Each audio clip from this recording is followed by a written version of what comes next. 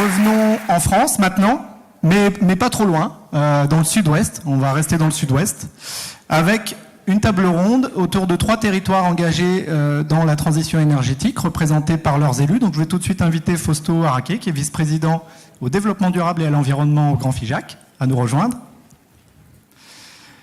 Alain Fauconnier, président du parc naturel régional des Grands Causses, donc en Aveyron. Et Patrick Benoît, vice-président en charge de l'environnement et de la transition énergétique de la communauté de communes MAX. Donc l'acronyme est consacré, Marennes, Adour, Côte-Sud, dans les Landes. Donc bienvenue. Peut-être pour commencer un tour de table très rapide. Alors Alain Fauconnier. Le plein énergie en Corse, c'est 97 communes, c'est 70 000 habitants, 320 000 hectares, 8 communautés de communes, dont 5 dans leur totalité. Et la particularité, c'est que les communautés de communes ont délégué des compétences, et donc à ce titre-là, elles gèrent le contrat unique régional, elles gèrent le GAL, l'FCV, un SCOT, et toute cette espèce d'ingénierie financière, c'est dans le lieu unique du parc. Donc c'est quand même une particularité forte. Patrick Benoît, à quoi ressemble le territoire de Max? Alors, Marennes-Tours, Côte-Sud, c'est à peu près 30 à 40 km de plage continue, ce qui n'est pas désagréable. C'est de l'autre côté 27 km de berge de l'Adour. Donc c'est un territoire très très attractif, et notamment l'été, puisqu'on a une population de 62 000 habitants, 63 000, et on passe à 300 000 l'été. C'est 23 communes. Depuis 2014, ces 23 communes ont décidé de se lancer dans ce grand défi qui était le territoire à énergie positive. Merci. Alors Fausto, on a déjà eu l'occasion par la voix du président Malvy et puis d'André Mélinger, qui est aussi au Grand Figeac, de présenter un peu le Grand Figeac. N'hésitez pas à compléter si vous pensez que quelques éléments manquaient, mais profitez-en aussi pour expliquer, et c'est la première thématique qu'on va aborder dans cette table ronde, de quelle manière justement le Grand Figeac est en train de, on va dire, travailler sur la mise en cohérence d'un ensemble d'actions menées sur l'énergie depuis quelques temps dans le cadre d'une stratégie à l'échelle territoriale. Voilà, je compléterai là les propos du président Malvy et d'André Mélinger en disant que notre territoire est aussi traversé par 2 magnifiques vallées, la vallée du Célé et la vallée du Lot, et sur un territoire assez divers, puisqu'on a du Corse, du Mar et du Ségala, et c'est donc sur nos 92 communes, c'est vrai que c'est des paysages tout à fait variés, différents, et qui méritent amplement le détour. Comment nous sommes arrivés à travailler sur le territoire énergie positive, c'est assez relativement simple, et puis ça s'est fait, je dirais, naturellement. À savoir que quand j'ai eu l'honneur qu'on me confie la commission environnement de la communauté de communes, je me disais, mais comment tu vas t'y prendre et qu'est-ce que tu vas faire? Parce que j'avoue que c'était pas un domaine qui m'était très familier, bien qu'on y est sensible par nature. Et donc, on s'est quand même rendu compte, en réfléchissant tous ensemble et en discutant les uns avec les autres, qu'énormément de choses se faisaient déjà. À savoir que la communauté de communes, par exemple, avait délibéré pour exonérer de 100% certaines taxes par rapport aux investissements, on va dire, sur les économies d'énergie, pour faire simple. Alors, ça paraît pas sur le budget. Par contre, c'est une réalité. Et donc, ça dénote déjà une volonté de la communauté d'aller vers la transition énergétique. On s'est rendu compte aussi que des opérations importantes étaient menées dans le domaine de l'habitat. Et Jean-Luc Nérat, qui est ici présent, pilote cette commission. Et c'est un travail important qui a déjà été fait, et il reste beaucoup à faire encore. On s'est rendu compte que des panneaux photovoltaïques fleurissaient un petit peu partout dans nos bâtiments. Et ça, c'est vrai que c'est les fermes de Figeac qui ont mené une grosse opération et qui ont équipé un certain nombre de nos installations de panneaux photovoltaïques producteurs d'électricité. Et aussi, on travaille avec Enedis, que je citerai, puisqu'ils font partie de nos sponsors, pour les raccordements au réseau, ce qui est souvent une problématique qu'on rencontre quand il faut raccorder nos énergies renouvelables. On travaillait également sur la mobilité, avec l'installation et le maillage départemental en borne de recharge électrique qui est piloté par la Fédération d'électricité, et son directeur est ici présent. On travaille aussi sur les déchets. Ils ont été cités tout à l'heure. Le président Mickel était là. La directrice est présente aussi. On menait un certain nombre d'actions qui allaient dans la transition énergétique. En fait, on faisait de la transition énergétique sans le savoir. Voilà. Donc, on a eu l'opportunité, effectivement, de s'approcher du programme TEPOS et de l'appel à projet. Et là, je tiens à saluer notre ami Laurent Cos, qui fait aussi partie du CLER, je crois, qui nous a encouragés et aiguillonnés pour faire acte de candidature qui aboutit et qui a ramené 2 millions d'euros sur le territoire, ce qui n'est quand même pas négligeable. Voilà en gros ce que je peux dire pour l'instant. Je crois Martin Malvy a évoqué hier une délibération. Est-ce que c'était le plan climat air énergie territorial dont il était question ? Oui. On s'est lancé dans le plan climat air énergie. Je pensais y venir un peu plus tard dans notre conversation. Donc, qui est aussi aujourd'hui le bureau d'études qui nous accompagne, c'est l'ARP, une structure régionale. Et je crois que sa présidente est dans la salle également. Je l'ai aperçu tout à l'heure. Et ce plan climat air énergie nous a permis quand même de mettre l'accent sur un certain nombre d'anomalies qui existaient sur le territoire. À savoir que la consommation totale d'énergie, tout service confondu, correspondait à 600 000 stères de bois, ce qui n'est pas rien. Quand on connaît l'importance de la forêt chez nous, ça dénote bien sa sous-utilisation. On s'est rendu compte aussi que c'était 109 millions d'euros qui étaient dépensés en matière d'énergie, toute énergie confondue. Et c'était 4 millions d'euros qui étaient produits sur le territoire. Ça veut dire que 105 millions d'euros disparaissaient du territoire au profit de d'autres structures, de d'autres organismes. Ça prouvait bien aussi qu'il y avait là un réservoir et un potentiel et d'emploi et de consommation de nos ressources naturelles locales qui n'étaient pas exploitées. Donc le plan climat va nous permettre de travailler dans ce sens et au plus grand bénéfice de tous, j'espère. Merci. Patrick Benoît, l'engagement du territoire de Max en matière de transition énergétique est relativement récent. Et en tout cas, il s'est structuré de manière conséquente depuis récemment, le début de la mandature. Est-ce que vous pouvez déjà rappeler peut-être les déterminants politiques qui ont fait que cet engagement a eu lieu et les étapes un peu clés que vous avez menées depuis quelques années sur la construction de votre stratégie ? Alors, quelques années, il va y en avoir très peu, puisque nous avons démarré en 2014. Ça a été une volonté très forte de notre président d'intégrer dans un programme pour 2014-2020, un programme électif, même si les élus communautaires ne sont pas élus directement, les maires et tout ça, ceux qui composent le conseil communautaire, étaient passés devant les électeurs. Donc c'était d'intégrer dans d'autres programmes justement cette lutte contre le réchauffement climatique et la transition énergétique.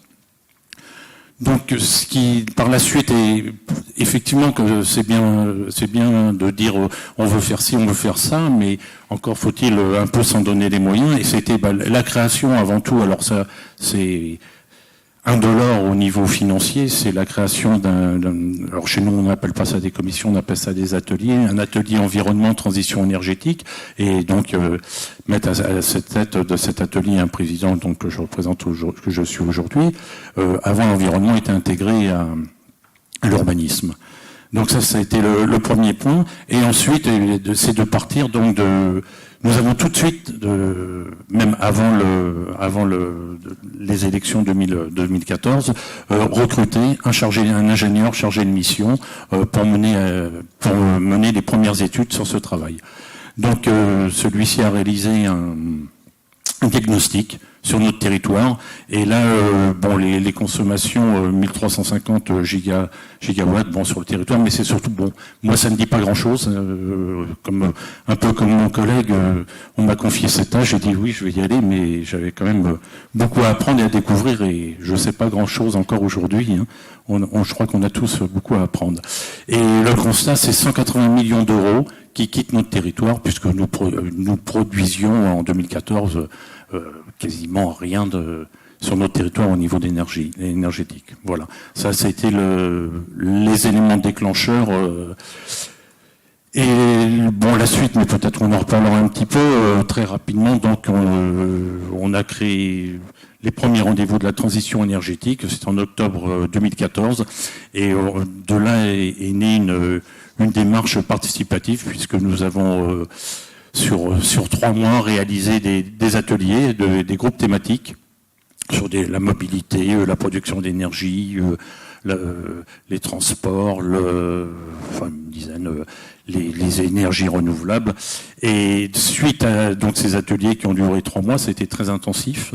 Nous avons élaboré une feuille de route 2014-2020. L'objectif pour notre territoire, c'est d'être TEPOS en 2050. Et alors, on a profité aussi, nous, d'un effet d'aubaine, puisqu'on partait TEPOS avant l'appel à projet TEPCV. Mais bon, comme notre dossier TEPOS est en cours d'élaboration, on a profité pour répondre à l'appel d'offres TEPCV. Nous avons été au lauréat et c'est vrai que aussi ces 2 millions d'euros, il faut le dire, ça fait beaucoup de bien. Alain Fauconnier, en préparant cette table ronde avec le parc, une question forte qui a émergé des échanges, c'est comment le territoire appréhende que l'énergie est une politique décentralisée, globale, transversale. Aujourd'hui, il me semble que le parc est dans cette approche-là. Qu'est-ce que ça veut dire concrètement, cette idée-là? Et peut-être, pour poursuivre après sur une deuxième thématique, de quels moyens doit se doter le territoire, notamment en ingénierie, pour finalement aller vers les objectifs qu'il se donne? Pendant très longtemps, les parcs, c'était des espèces de machins qui s'occupaient des petits oiseaux, et puis qui embêtaient personne sur les territoires, les communautés de communes. Chacun était dans sa niche, en quelque sorte. Et puis, bon, les mentalités ont évolué, et en gros, il y a une dizaine d'années, le parc a pris l'initiative, alors qu'il n'y avait aucune obligation, de faire un plan climat, mais un plan climat ancienne formule. Et ce plan climat avait mis en avant, bien entendu, la dimension énergétique. C'est un gros travail qui a été fait par l'ingénierie du parc, il y a des gens extrêmement compétents en son sein, et l'objectif c'était de faire en sorte que à 30 ans on soit autonome, totalement autonome sur le territoire. Donc ça voulait dire qu'en gros il y avait 50% au titre des économies d'énergie dans tous les domaines, mobilité, transport, enfin mobilité, habitat, etc. Et 50% qu'on allait chercher dans les énergies renouvelables. Et ce pari-là, finalement, les collectivités, d'une certaine façon, l'ont relevé. Et ont découvert, en fait, inconsciemment ou consciemment, que c'était un appui la mode d'arrivée aussi. Ces sujets-là venaient devant la scène. Et l'objectif qu'on s'était posé, qu'on s'était donné, c'était de faire en sorte que la culture du territoire change totalement. C'est que on considère plus que l'énergie, c'était le petit truc qu'on ajoutait pour ramasser 4 sous sur tous les dossiers qui arrivaient. Mais c'était au contraire une politique structurante, comme pour une collectivité quelle qu'elle soit, comme les transports, l'urbanisme, les affaires scolaires. Il y a un vrai volet énergie qui soit mis en avant. Et ça, je pense que ça a été une réussite, je crois, globalement. Ça a été fortement aidé après, on a eu des concours de circonstances, par le fait que tous les acteurs nationaux, régionaux aient accompagné cette démarche-là, et surtout le SCOT. Nous, on a la chance, entre guillemets, d'avoir reçu délégation des intercommunalités pour construire un SCOT. Et là, dans le SCOT, de façon très volontaire, il y a un volet énergétique. D'ailleurs, aujourd'hui, il y a une réunion à Paris où j'ai des collègues du parc qui sont à cette réunion pour présenter un SCOT qui intègre totalement le volet énergétique. Donc il y a une réunion à ce sujet. Et voilà, je ne sais pas si ça s'est fait naturellement, peu importe, mais ça s'est fait. Et je pense qu'aujourd'hui, tous les dossiers qui arrivent au parc, il y a une certaine facilité parce que tout passe par le parc, grâce à la région qui nous a confié toutes ces politiques. Tous ces dossiers, systématiquement, les instructeurs veillent à ce qu'il y ait une entrée énergétique, pas accessoire, qu'elle soit totalement intégrée dans tous les dossiers. Voilà. Peut-être un élément, la loi déjà oblige la quasi-intégralité des territoires prochainement à faire un plan climat, air, énergie territorial, et elle permet aux établissements publics intercommunaux, enfin de coopération intercommunale, éventuellement déléguer cette compétence au SCOT, pour qu'elle soit prise à cette échelle-là. Donc vous, c'est ce que vous avez mené, évidemment. C'est ça. Okay. Donc il y a eu des délégations de communautés de communes pour confiée au parc, compte tenu qu'elle avait l'ingénierie, qu'elle avait des compétences évidentes, et que ça a évité de doublonner. On s'est entendu, il n'y a pas de difficulté là-dessus. Après, je n'ai pas parlé, mais on en parlera tout à l'heure, d'autres outils, parce qu'à un moment, les élus de terrain, ils ont aussi besoin de voir un peu les choses concrètement. Et l'idée générale, c'est de faire en sorte que cette idée qui était ancrée depuis très longtemps dans les têtes des uns et des autres, c'est que l'énergie, ça se passait ailleurs, c'est un peu ce qu'on a vu tout à l'heure dans la présentation, que les gens comprennent que l'énergie, c'est d'abord sur les territoires, c'est obligatoirement sur les territoires. Et là, il faut s'en mettre les outils, donc ça a été les SEM, etc. Il y a un tas d'outils qui ont fait que on a mis à disposition de vrais mécanismes pour les territoires. On y reviendra peut-être juste à la fin. Vous évoquiez le fait qu'aujourd'hui même, un représentant du parc est présent au ministère sur le SCOT. Est-ce que vous pouvez donner 2-3 éléments concrets de la manière dont le SCOT intègre des préoccupations énergétiques? Mais le SCOT, quand on a construit le SCOT, on a pris le pari de ces fameux 50% qu'on doit dégager d'énergie renouvelable à l'échéance de 2040. Voilà, en gros. Dans le plan climat, c'était 2030. On est à la 2040. Donc à partir de là, il a fallu, entre guillemets, se coltiner les réunions pour convaincre et bien sûr affronter les hostilités qui ont été signalées tout à l'heure, c'est-à-dire que les éoliennes, c'est très bien chez les autres ou chez soi quand elles vous rapportent. Donc le SCOT a monté un vrai travail sur le nombre d'éoliennes, les raccordements, les conditions d'approbation d'un projet éolien. Il faut qu'il soit conforme. D'abord, il faut qu'il y ait une participation de 30% au capital des collectivités. Oui, ce qui est un point notable, c'est-à-dire qu'il y a déjà beaucoup d'éoliens sur votre territoire, à ma connaissance. Oui, il y en a 50 et quelques, et on va finir globalement avec le SCOT à 140, 150. Voilà. Et aujourd'hui, le territoire impose, peut-être pas réglementairement, mais par sa force, l'obligation que tous les futurs projets soient participatifs. C'est la condition de validation au SCOT de tout projet. Alors, s'il peut être à 100%, tant mieux, mais au moins 30% des collectivités locales actionnaires de tout projet. Merci. Fausto, Araké, on reviendra sur la dimension du lien entre le parc et les intercommunalités, mais pour aller dans l'autre sens, la relation entre l'intercommunalité et les communes.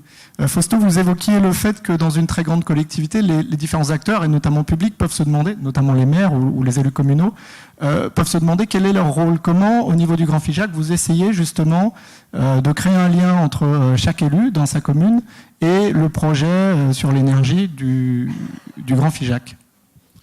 Oui, c'est un vrai problème, puisque notre communauté, c'est 92 communes sur 1280 km². Donc vous vous rendez compte que c'est quand même assez difficile pour arriver à intéresser tout le monde sur un projet. Il s'avère que le plan climat peut arriver à fédérer toutes les énergies sur l'ensemble du territoire, puisque nous ferons des commissions thématiques avec l'ensemble des partenaires, et de la société civile et des élus de l'ensemble de nos territoires. Et donc, je pense que ça peut être un élément fédérateur relativement important. On se rassemble derrière un projet qu'on partage, et donc c'est toujours plus facile d'avancer ensemble et de mieux se comprendre. À travers le territoire le TEPOS et l'enveloppe TEPOS, on a dégagé une enveloppe importante, un montant important, par exemple, à destination de l'éclairage public. L'éclairage public, chaque commune de nos 92 communes ont de l'éclairage public. Cette enveloppe importante, après une étude qui est en train de se finaliser, eh bien l'idée, ce serait de pouvoir, même si c'est qu'un peu de saupoudrage, mais au moins en distribuer un peu à chacune des 92 communes de notre territoire. Ça leur permettrait de voir qu'effectivement, à travers la communauté et les actions qu'elles engagent, eh bien, elles ne sont pas négligées et elles sont respectées toutes au même titre les unes que les autres. Donc ça me paraît important. Après, il y a effectivement des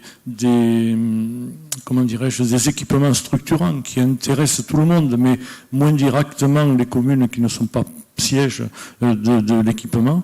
Mais dans ces équipements structurants, effectivement, à travers nos financements TEPOS, eh bien, nous avons pu flécher un certain nombre de prises en charge pour les économies d'énergie, notamment sur le bassin aquatique du territoire, sur les écoles de musique et un certain nombre d'autres opérations. Merci. Patrick Benoît, même question d'une certaine manière, parce que à ma connaissance, une des premières actions concrètes que vous avez mises en œuvre était un fonds de concours que vous avez apporté aux communes. J'imagine que c'est dans la même idée, celle de mobiliser chacun à son échelle. Oui, tout à fait. Alors, ce fonds de concours, il est né effectivement dans notre démarche. L'un des axes de notre feuille de route, c'est l'exemplarité des collectivités. Effectivement, on peut donner des bonnes idées, donner des bonnes directions, encore faut-il les prendre soi-même. Donc, au niveau de la communauté de communes, nous avons créé un fonds de concours qui a évolué au cours du temps d'ailleurs, qui s'appelait au départ Fonds de concours transition énergétique, où la communauté de communes s'engage à verser 50% du reste à payer à la commune. C'est-à-dire vous faites sur les travaux. Bien entendu, les communes peuvent solliciter la DETR, des C2E et autres subventions au niveau de la région et ainsi de suite. À la fin, il y a un reste à payer et la communauté de communes prend 50% de ce reste à payer. Donc ce fonds est financé en partie par la communauté de communes et en partie par l'enveloppe TEPCV. Voilà, et donc là l'enveloppe qui est donnée par la communauté de communes sur 2017, maintenant 2020, est de 625 000 euros. Donc ça veut dire que les collectivités vont engager aussi 625 000 euros dans ces travaux de rénovation. Et bon, on est à 1 250 000, et bon, ça peut dépasser les 1,5 million, 1,8 million, tout dépend des autres subventions à côté. Donc ça, effectivement, ça a été un élément déclencheur au niveau des collectivités. Il y a eu beaucoup de dossiers qui ont été présentés depuis le début de cette feuille de route. Alain Fauconnier, justement, alors cette fois-ci à l'échelle au-dessus des intercommunalités, est-ce que les grandes actions, les grands projets menés par le parc embarquent finalement les intercommunalités avec elles ? De quelle manière, et de quelle manière justement vous les embarquez ? Qu'est-ce que vous construisez comme discours, comme modalité d'implication pour que ça marche ? Peut-être j'en profite pour glisser une question qu'on m'a posée. Comment on concilie au sein d'un parc naturel régional les questions de protection de la biodiversité et d'énergie renouvelable ? Alors je ne pense pas que c'est la préoccupation unique des parcs, mais je pense que c'est une préoccupation naturellement forte pour les parcs. D'accord. Mais d'abord, je réponds à la question. Je pense que ça peut... Il y a des parcs qui ont délibéré en disant il n'y aura pas d'éoliennes. Ça a été une délibération, voilà, c'est leur droit. Quelquefois unanime, quelquefois pas unanime, mais ils ont décidé que les grands COS a décidé autrement, indiquant que ces énergies renouvelables étaient totalement compatibles avec la biodiversité.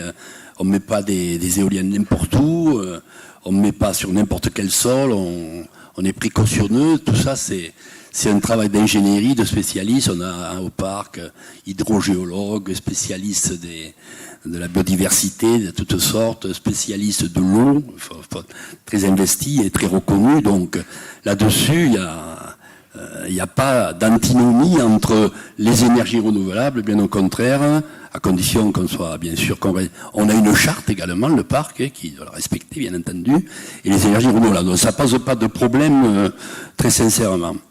Sur l'investissement, le lien entre l'intercommunalité et le parc, peut-être c'est faire preuve d'immodestie, mais je pense que les intercommunalités n'avaient pas l'ingénierie que l'on a au parc. Au parc, on doit être à peu près 18-19.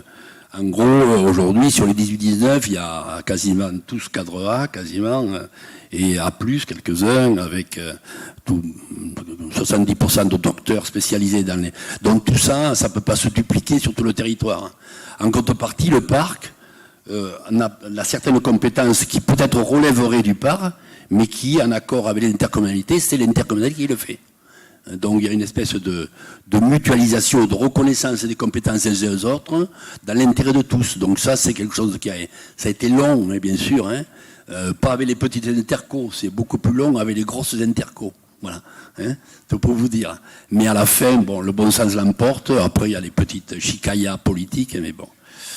Ça, c'est surmontable.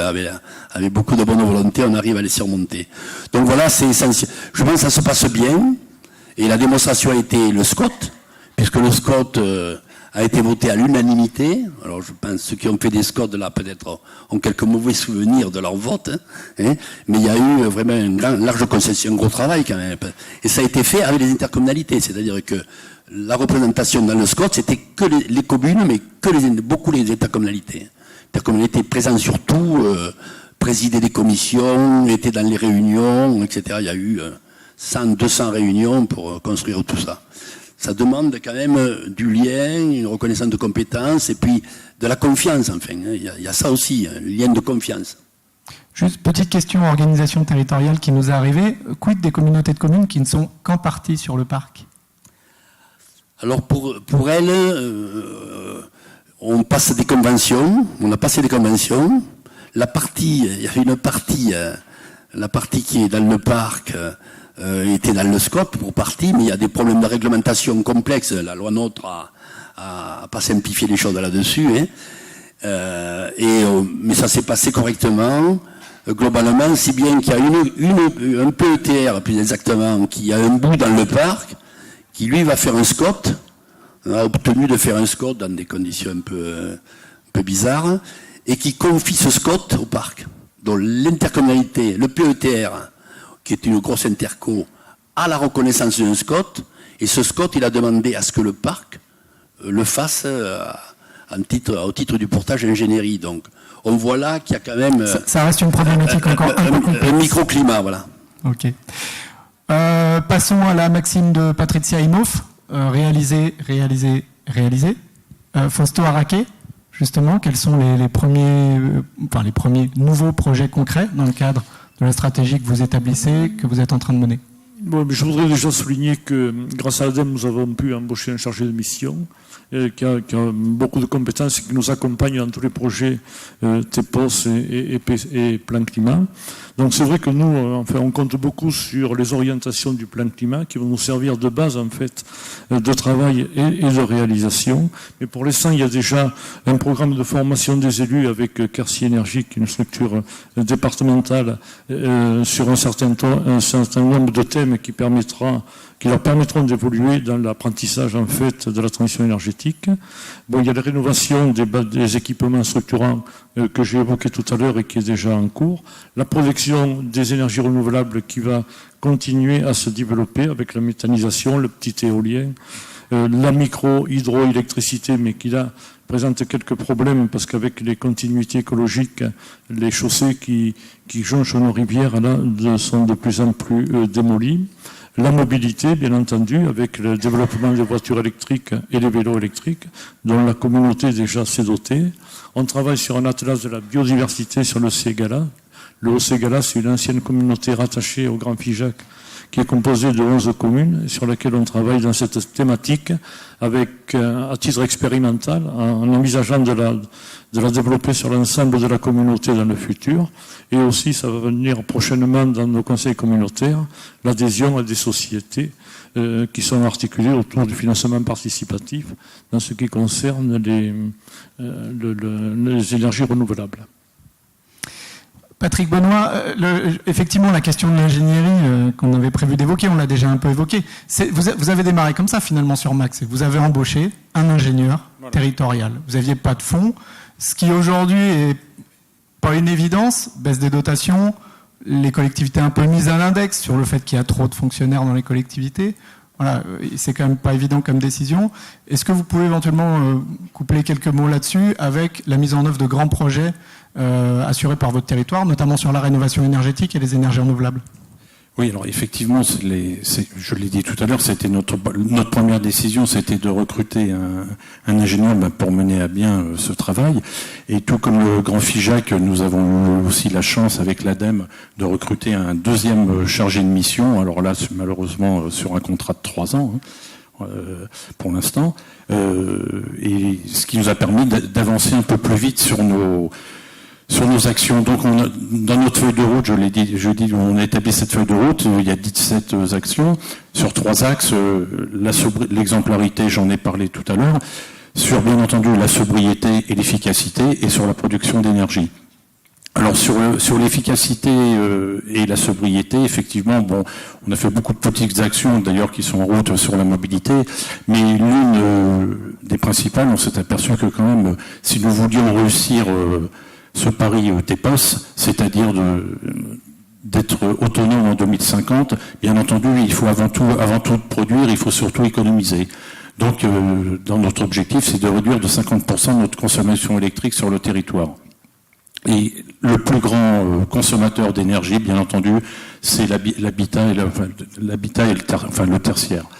Donc, et grâce à l'arrivée de ce chargé de mission, on a pu lancer donc une plateforme qu'on appelle Rénomax. Donc, Rénomax, c'est la rénovation sous deux approches. Une approche de personnes qui viennent nous voir, donc avec des partenaires comme Solia. Donc, d'ailleurs, c'est eux qui font un diagnostic.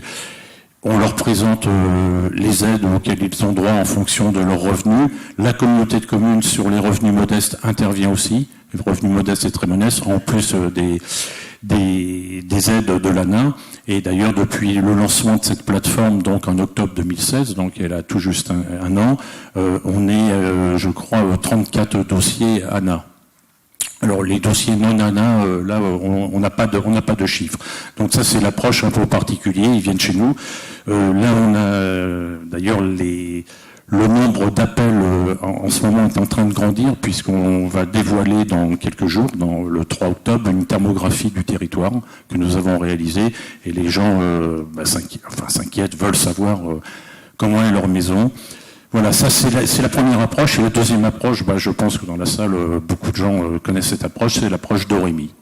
Donc là, on s'intéresse plutôt à l'habitat avant 1975. Donc cette approche, il y a une formation et création de groupements Et juste, il y aura une intervention demain sur l'atelier bâtiment sur cette méthodologie. D'accord. Voilà. Donc une formation, donc formation d'entreprise et création de groupements. Aujourd'hui, on est à 7 groupements. Et les chantiers, ça a un petit peu de mal à partir. Bon, là, on a 2 chantiers qui vont démarrer. Bon, c'est vrai qu'il y a quand même derrière ça aussi des contraintes économiques pour les personnes. Mais bon, c'est quelque chose qui est lancé et il faut que ça prenne, comme on dit. Message aux partenaires, éventuellement. Voilà, message aux partenaires. Un mot sur les énergies renouvelables. Parce que notamment, un point important par rapport à l'intervention d'Andreas Rudinger. Est-ce que les collectivités ont la capacité d'investir dans les projets énergies renouvelables ? Quand on dit entreprise locale, on est souvent sur une société d'économie mixte ou une régie, il faut investir. Ouais. Dans le capital. Ce qui n'est pas évident, vous avez adopté une stratégie un peu différente qui a justement vocation à faire effet levier, c'est-à-dire à pas vous obliger à trop investir, mais faire investir. Voilà. Alors l'objectif 2050, donc notre territoire dans le diagnostic, environ 1400 gigawatts, réduction de moitié des consommations d'énergie, donc il reste 700 gigawatts à produire, ce qui n'est pas rien pour un territoire comme nous. Donc on a décidé de lancer un appel d'offres sous forme de dialogue compétitif, c'est-à-dire le cahier des charges de cet appel d'offres contenait ceci. Quelle stratégie pour le développement d'énergie renouvelable sur notre territoire ? Quel type de gouvernance ? Quel type de gouvernance avec une participation citoyenne ? Voilà, les grandes lignes de notre appel d'offres. Donc cet appel d'offres, nous avons reçu 10 dossiers. Sur ces 10 dossiers, 3 candidats ont été retenus, et c'est là qu'a débuté le dialogue compétitif par un premier entretien, une première présentation de leur vision de notre territoire, questionnement, de retour de questions, une deuxième présentation en décembre, et là nous avons donc retenu un candidat qui est Cadran. Perspective en termes de projet, ça ressemble à quoi ? Montant d'investissement, puissance, je ne sais pas si vous avez les chiffres en tête. Alors, pas tout à fait. Pas tout à fait. Non. Mais ce sont des gros projets. Des gros projets, oui. Et ce qui est intéressant donc dans leur présentation, effectivement, la production. C'est le cadran qui prendra en charge tout ce qui est réalisation, entretien, fonctionnement, c'est eux qui prennent en charge, même, je dirais, presque le risque financier aussi, c'est-à-dire s'ils partent, ils savent où ils vont mettre les pieds, plus que nous, si on était partis seuls. Et le deuxième point, c'est la gouvernance. Donc là, c'est l'idée de la création d'une SEM. Bon, je vais pas trop détailler. La création d'une SEM, d'une coopérative citoyenne qui entrera dans la SEM, et chaque projet qui seront réalisés sur le territoire, création d'une société de projet. Voilà les grandes lignes de notre... Donc une coordination, peu d'investissement parce que les moyens ne sont pas illimités, mais du coup beaucoup de projets à la sortie où le territoire reste chef d'orchestre. Voilà. Peut-être Fausto Araquet et Alain Fauconnier. Fausto Araquet pour commencer. En guise de mots conclusifs, un peu dans l'esprit justement de cet exemple-là, voilà comment vous travaillez, vous envisagez de travailler avec les citoyens, les acteurs du territoire. Question toujours importante et notamment comment les limites éventuellement en capacité d'investissement de la collectivité, vous pressentez pouvoir les surmonter. Pour travailler, c'est par rapport au plan climat où on va faire des groupes de travail sur l'ensemble du territoire pour vraiment arriver à finaliser un projet qui est vraiment du sens. Donc la réponse est relativement courte puisqu'aujourd'hui nous ne sommes pas suffisamment avancés. Et en ce qui concerne la participation de la collectivité, de la communauté de communes sur des structures qui permettent de réaliser, bien ça c'est une question qui est posée, qui va passer en conseil communautaire très prochainement. Et donc je ne peux pas vous apporter de réponse puisque je ne l'ai pas. Mais c'est un dossier qui sera défendu. Vous êtes en route. Moi, j'ai pas dit en marche parce que l'année dernière, ça m'a... Alain Fauconnier ? Nous, c'est un peu la même méthode. En fait, on essaie de faire en sorte que les projets que nous portons correspondent vraiment à des besoins, à la réalité des besoins sur le territoire. Alors, tout ce qui a trait à la mobilité, ça peut pas se faire sans les citoyens. Hein. Réseau pousse, tout le travail sur le partage, disons, des véhicules dans les collectivités ou dans les entreprises, ce qu'on appelle l'autopartage, tout ça, c'est un travail de la base. Alors, bien sûr, il y a la nécessité de l'organiser, de la mettre en route, mais très sincèrement, quand on le regarde avec un peu de recul aujourd'hui, les gens s'investissent. Il y a une vraie volonté de participer à cette aventure.